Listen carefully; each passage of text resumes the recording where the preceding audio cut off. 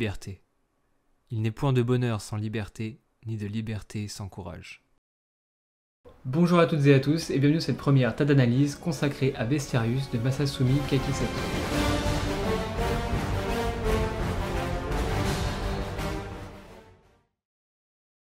Vous avez vu le titre, nous ne ferons pas d'analyse complète de tous les points de l'œuvre, mais plutôt de quelques références et systèmes narratifs que l'auteur a utilisés dans son récit. Si toutefois vous désirez en lire une, le site Manga News en propose de qualité.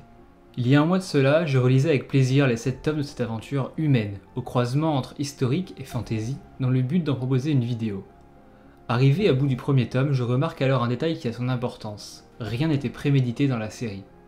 Initialement prévu en 2 chapitres, l'auteur est revenu 2 ans plus tard, écrire une suite et composer une fresque de récits aux allures de mythes liés de loin les uns aux autres, mais pouvant être lus indépendamment, nommés arènes. Bon, retour sur Terre, enfin pas totalement, parce que malgré la roue libre de l'auteur, j'ai quand même pu déceler nombre de références et schémas narratifs intéressants à montrer. Bestiarius fait partie de ces nombreux mangas à prendre inspiration dans l'histoire et à la romancer. Si je devais en citer un autre, qu'il fait très bien, c'est Kingdom. Prendre une base historique, y intégrer des éléments inventés, romancer le tout, et hop, on obtient une super œuvre.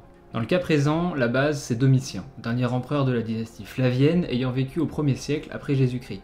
Et ce qui est assez drôle, c'est que tout le reste des références historiques et mythiques du récit sont des réinventions, sauf l'empereur. Les dates concordent et surtout le caractère de celui-ci aussi, à la limite du tyrannisme et du despotisme. Domitien, dans l'histoire, a mené une politique proche de celle du manga, usant de propagande et de l'armée pour étendre son pouvoir, mais surtout sa vision du monde dans lequel il voulait vivre. Il est donc totalement logique, quand on voit ces états de service, de trouver dans le récit séparation de classe, racisme, tyrannisme, violence, et que Rome soit perçue comme le mal incarné, vu que le récit se base sur le regard d'opprimé. Autre point intéressant à soulever, c'est que malgré cette inspiration plutôt réaliste, ou du moins en apparence, de l'antagonisme du manga, les créatures sont très librement inspirées. En écrivant la vidéo, je me suis rendu compte qu'en fait c'était logique qu'elles le soient. Manticore, chimère, minotaure, beaucoup d'entre elles se retrouvent au cœur du récit, et leur apparence peut parfois, même souvent, différer de l'imagerie collective que l'on peut en avoir. Et c'est normal. On parle ici de créatures mythologiques nées de l'imagination d'hommes et de femmes et de croyances communes. Oui, j'aimerais bien croire que tout cela a existé, mais nous n'en avons aucune trace, hormis des récits mythologiques comptés depuis des temps anciens.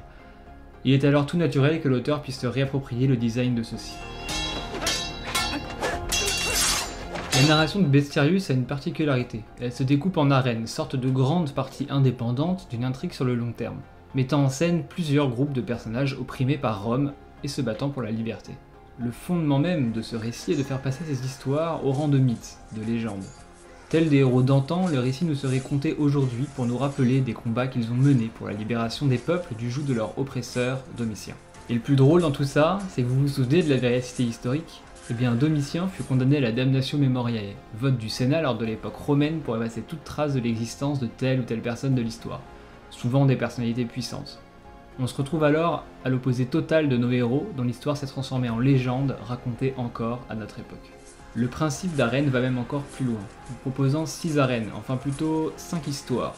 5 mythes se concluant sur un 6e, sorte de baroud d'honneur des héros d'antan pour la salvation des opprimés. Le but d'état d'analyse n'étant pas de parler en détail de l'œuvre, mais de s'intéresser à une spécificité de celle-ci, je ne décrirai pas en détail chaque arène. Néanmoins, le but est de parler de quelques références ayant guidé ou non l'auteur. Masasumi Kakisaki explique d'ailleurs à la fin de quelques tomes qu'il ne s'est pas vraiment inspiré de X ou Y films, livres ou œuvres en général. Il désirait simplement raconter l'histoire d'un peuple se battant pour sa liberté au travers du regard de plusieurs héros et héroïnes. Mais attention, ne pas utiliser de références spécifiques ne veut cependant pas dire que nous, lecteurs, ne pouvons pas en déceler. Petit malin que je suis et connaissant l'amour de Kakisaki pour le cinéma de son enfance et de son adolescence, j'ai pu retrouver quelques titres dont l'imagerie et le propos m'ont rappelé Bestiarius. Bon, je commence par l'éléphant au milieu de la pièce, Gladiator.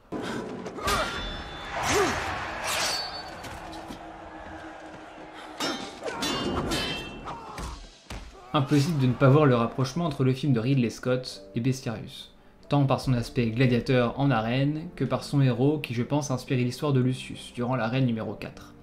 Ancien centurion désabusé qui prendra les armes contre sa patrie. Et c'est d'ailleurs mon histoire préférée. Qui dit gladiateur dit évidemment Spartacus, de Stanley Kubrick. I'm Spartacus! I'm Spartacus! Le personnage d'Arthur, figure principale de l'arène numéro 3, ne sera sans nous rappeler l'histoire de Spartacus. ancien esclave qui finira par mener une armée mais dont le destin sera malheureusement bien moins joyeux que les victoires acquises. On pourrait aussi citer Conan le Barbare, forte inspiration des arènes 1 et 2, mettant en avant l'aspect fantastique de ce monde.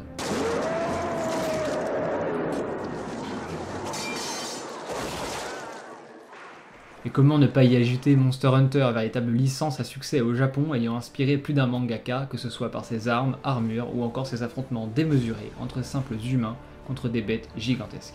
Je finirai par citer Ben-Hur de William Wyler.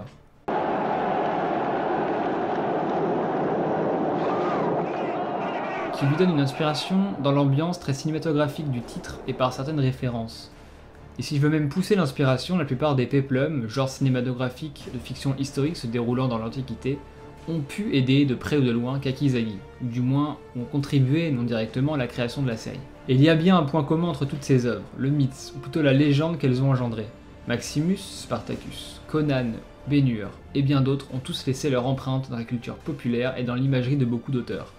Ces individus qui se sont battus pour leur liberté dans un premier temps, les guidant alors à se battre pour la liberté de leurs peuples respectifs, se sacrifiant pour la plupart au nom de leur cause, laissant alors leur nom dans l'histoire, dans la légende. Car ils peuvent nous ôter la vie, mais ils ne nous ôteront jamais notre liberté! Alma Kuma! Avec Bestiarius, Masasumi Kakisaki récite ses leçons d'histoire en les agrémentant de touches fantastiques.